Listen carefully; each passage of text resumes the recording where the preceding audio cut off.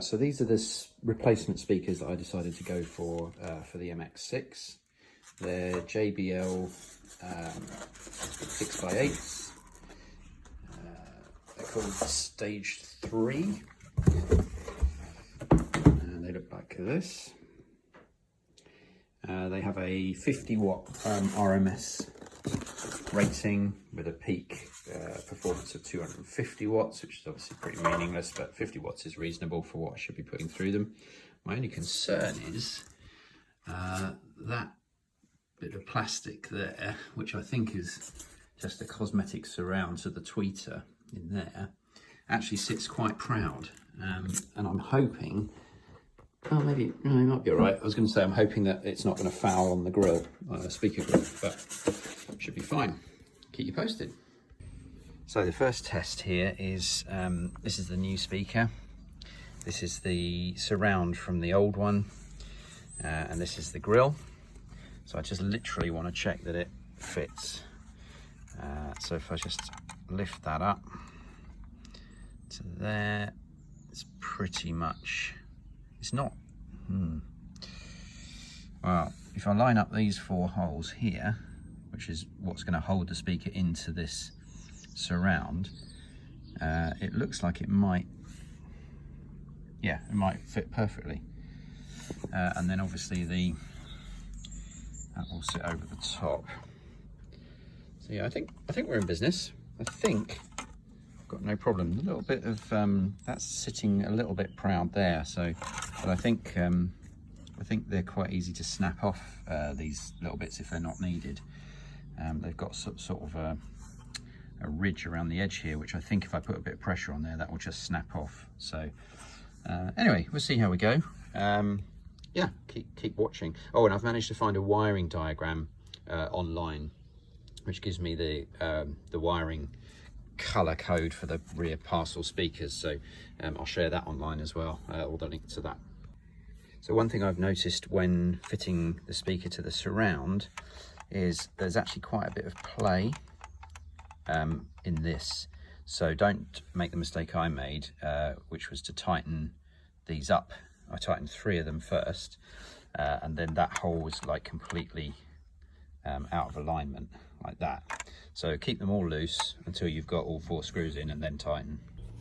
Also, the other thing I noticed is that these screws are actually really easy to cross thread. So again, just be really careful. I managed to get one of them jammed a little bit, so unscrew it immediately and make sure that they're not cross-threaded, because obviously you're screwing into a brittle plastic surround which will snap if you put too much force on it. I mean, if that were to happen, if this were to get snapped, then I guess it would be easy enough to manufacture a replacement, but you know, you don't want to be having to do that unless the worst happens. So anyway, that's them all mounted up, screwed into the surround. That's ready to drop in once wired up, and the grills can go on. All good so far. Of course, the other problem that we have is that this wire is not very long. Can't pull it any further than that. I don't have a connector that's going to connect onto there, so I'm going to have to snip both of these wires, which doesn't give me a lot to play with. I can't do it from the boot because I'd have to end up lying upside down in the boot.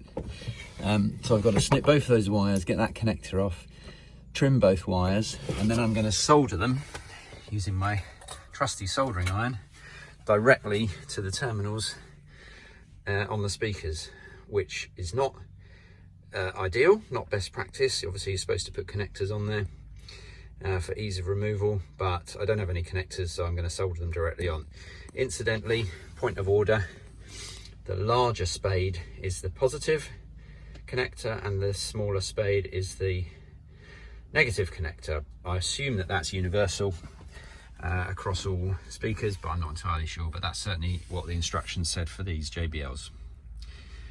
Okay, so we've managed to so far successfully trim both wires and we're good to go with the soldering. So far that did not work well. The wire on that is not long enough for me to sensibly be able to solder to the back of the speaker. I don't know what made me think I would be able to. So what I've done is I've cut two, about, I suppose, what, 18-inch lengths of wire, which will give me a bit more breathing room. I've soldered those on directly to the plus and minus terminals of the speaker here. They're pretty solid, they're not going to come off. So what I'm going to do now is I'm going to pass that through the rear parcel shelf and leave that dangling in the boot. I'm going to screw down the speaker, so that's done. So the inside effectively will be done. Then all I've got to do is connect those two to the correct terminals in the boot. Still not going to be very easy. I might have to climb into the boot to do it. But at least all I've got to do is join those two wires together to those two wires, which I can use masking tape for, electrical tape for, and theoretically, Bob's your uncle should be done. Okay, so we now have two speakers successfully fitted. You need to make sure these are tightened up so there's no give in the speaker as it vibrates. And then these ones here are actually really easy to drop back in. And again, make sure they're really, really tight. Everything's in place. They'd almost look too good to cover up, but the grills are going back on. Here we go. What I thought was going to be a bit of a nightmare job actually turned out to be fairly straightforward. Now all I've got to do is put some black masking tape around these, tidy them up with some cable ties, and yeah, we're in business. Sweet. Next job, front one.